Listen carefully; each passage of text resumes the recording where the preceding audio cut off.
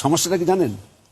সমস্যাটা হলো, এটা যদি খুব ভিতরে যেতে হয়, সমস্যা এগুলো যারা ভারতে গিয়েছিলেন মুক্তিযুদ্ধের নামে, তারা আসার পর মনে করেন তারা এই দেশটাকে দখল করেছে এবং তারা এই দেশে সবসময় শত্রু দেখে।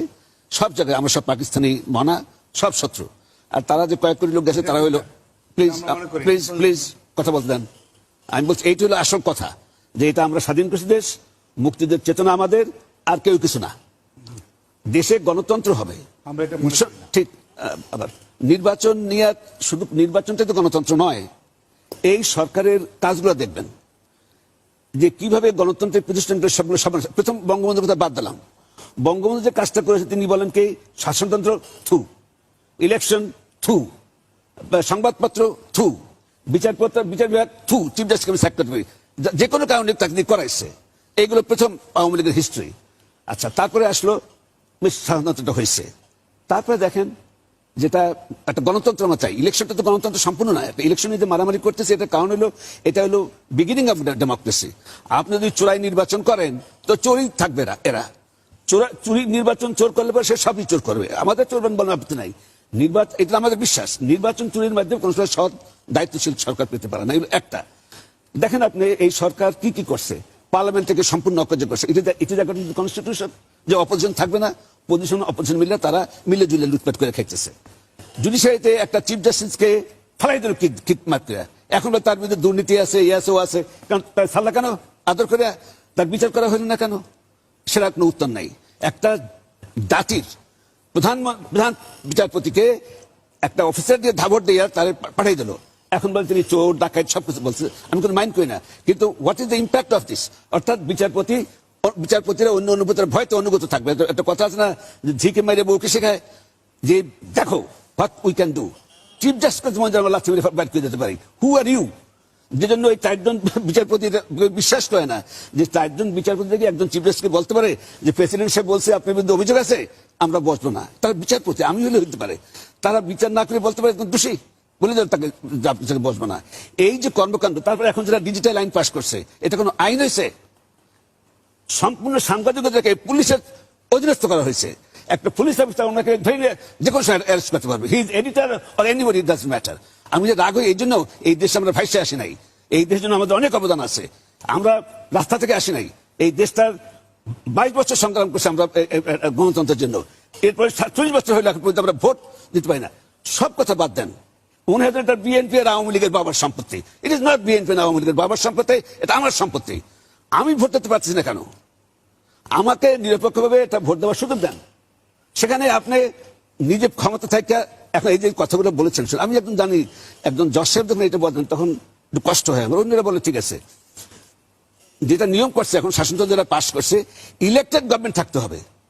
আমি যেটা বলছি যে কোনো পার্লামেন্টারি সিস্টেমে পার্লামেন্ট ডিজলভ করতেই হয়, ইলেকটেড থাকে না। সে হয়, সে কিন্তু গভর্নমেন্ট ফর্ম করে at the invitation of the queen or the president. এটা বলেছেন হারুন সাহেব।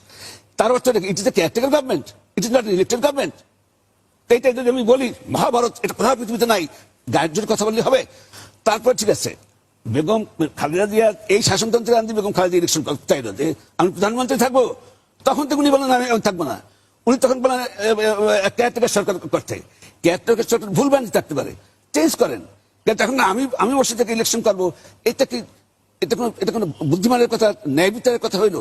আপনি একটা কথা কি জানেন, এই যে ডিজিটাল আইন, এইরকম আইন কোনো পাগল ছাড়া পাশ করতে পারে বিশ্বাস করি না। যে সম্পূর্ণ সাংবাদিকতাকে একটা পুলিশ অফিসারের হাতে দিয়ে দেওয়া হয়েছে। একজন ডিরেক্টর থাকবে, তার কাছে কথা ছিল থাকবে, হ্যাঁ থাকবে, কিন্তু ডিরেক্টর দিয়ে দিয়েছে তিনি কিন্তু পাওয়ার ডেলিগেট করতে পারেন ইভেন টু পুলিশ অফিসার। আর তার একটা কথা দেখেন, সেই জন্য ইলেকশনটাই গণতন্ত্র না, চরিত্র দেখতে হবে গভর্নমেন্টের। তারপর দেখেন নিষেধ, এই যে ডিজিটাল আইন পাস করছে, পার্লামেন্টের স্ট্যান্ডিং কমিটি কিন্তু রেকমেন্ড করছে যে কোনো অ্যারেস্ট করা যাবে না ডাইরেক্টর তার পারমিশন ছাড়া, অনুমতি ছাড়া। উনি শুক্রবারে ছুটিতে থাকবেন না, না শোনেন না। তারপরে কি করলো, জাতীয় পার্টির এক ভদ্রলোক এমপি, দ্বারা এটা আওয়ামী লীগ না, সেটাই বলল না, এটা বলে তো পুলিশের কাজে বাধাপ্রাপ্ত হবে, দিয়ে দিল ফেলাইয়া। তার চর্চা কি? If Manik was there he would have been under police constable. সবটা দেখবেন, সম্পূর্ণ দৃষ্টি দেখবেন যে একটি দুরবসন্ধিটা কি, যে আমরা আসছি, আমরা ক্ষমতায় থাকবো। আচ্ছা শোনেন, একটা কথা কি জানেন, দুর্নীতিতে আপনারা একদিন করবেন না, দুর্নীতি দেশটা ছাইয়ে গেছে, সকলেই বলে পুলিশ দুর্নীতিতে ফার্স্ট হয়ে যাইতেছে এবং পুলিশ যে সবকিছু আপনাদের শাসন করতেছেন। এই যে হামলা মামলা অপোজিশনকে ফেস করেন, পলিটিক্যাল ফেস করেন।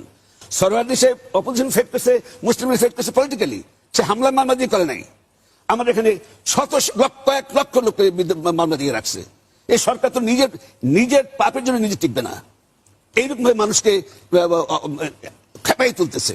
আমরা বরঞ্চ বলছি ডক্টর কামাল, এবং আমরা ডক্টর কামাল শাসনতন্ত্র বিজ্ঞ, সেও তো বলতেছে ভাই এটা চলবে না, এটা চেঞ্জ করেন। আমরা এটা কি বলছি আমরা, যে এটা কেয়ারটেকার সরকার হোক, নির্বাচনটা ইয়ে দেন, আমরা করি, এবং কেয়ারটেকার কিভাবে হবে সেটা আলোচনার মধ্যে হবে। কিন্তু কোথায় আছে রাজনীতিতে আলোচনা হবে না?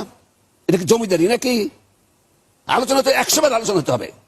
আমি আলোচনায় বসবো না, ও শত্রু, ও আমার স্বামীর খুনি, আল্লাহ ডক্টর কামালকে সেখানে। অতএব শুধু ইলেকশন না, সম্পূর্ণ প্ল্যানটা দেখবেন। সম্পূর্ণ প্ল্যান হলো তারা দখল করে ক্ষমতায় থাকবে, আমরা সমস্ত প্রজা হয়ে থাকবো, পুলিশের ভয়তে থাকবো, হামলা মামলায় থাকবো। এটা কোনো কথা হলো? এই জন্য কি আমরা সংগ্রাম করছি নাকি? তারা যাইতে পারে ভারতে, আমরা এখানে ছিলাম, 30 লক্ষ লোক মারা গেলে আমরা মরছি। অতএব চিন্তা ভাবনা করে কথা বলা দরকার, যেটা ফেয়ার সেটা বলেন। ফেয়ার ইলেকশন দেন, তারপর দেখি আপনি কত ভোট পান, কত আদর করে। আমি যেটা লজিক সেটা বলতেছি। আমি বলছি পার্লামেন্টারি সিস্টেমে কোথাও ইলেক্টেড গভর্নমেন্ট থাকে না। আপনি বলবেন না এটা মানি না, পার্লামেন্ট ডিজলভ করে দেবেন, না এটা মানি না। বলেন যে আগে অরিজিনাল এক কথা শোনেন, আপনি বলেন অরিজিনাল শাসনতন্ত্র ছিল না, শোনেন না ভাই একটু, এত আপনি অরিজিনাল শাসনতন্ত্র ছিল, তখন তারা আপনার মানেন নাই। এটা কোন দেশি কথা? অরিজিনাল শাসনতন্ত্র অনুযায়ী তো বিএনপি প্রাইম মিনিস্টার ইলেকশন করতে চাইছিল, তখন তবে দেন নাই। সবই আপনাদের কথা মতো চলতে হবে। আমরা কি